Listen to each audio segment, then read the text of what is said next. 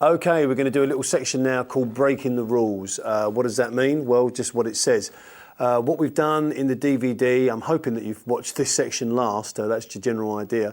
In this section, we're going to talk about how to basically kind of undo everything that we've done, but as in most rule breaking, you have to learn the rules before that you can break them, basically. So everything we've done so far has been specific timing, we've talked about all the note placements and stuff, but a lot of times in blues, you'll hear things that are basically out of time.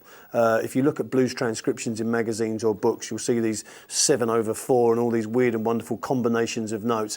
And of course, they didn't know that when they played it, or wasn't conscious of where it was falling in terms of notes. But what they were conscious of was how much time they had between the lick that started and where the lick finished, and that's the important thing.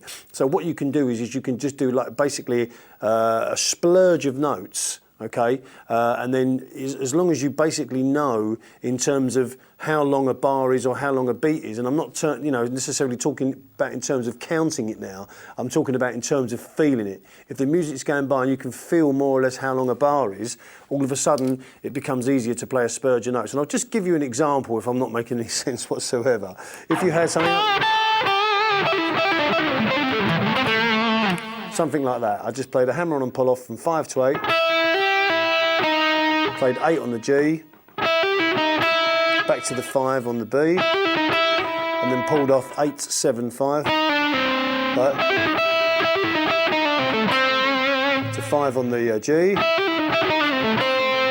and then I pulled off from 7 to 5 to E on the 7th fret low E string, and then hammered from 5 to 7.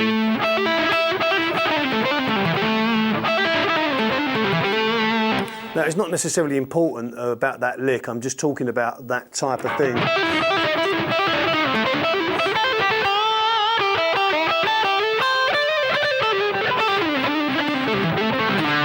You'll hear people like Gary Moore go. They'll just play these kind of, kind of crazy figures where they'll even start and get faster.